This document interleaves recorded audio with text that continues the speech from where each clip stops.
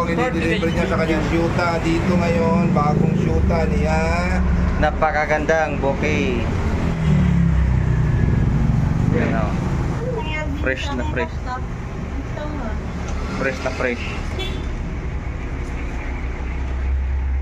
Yan o.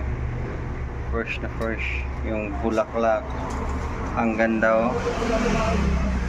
Yan. Napakaganda. Kung may order kayo, PM lang. I-deliver namin.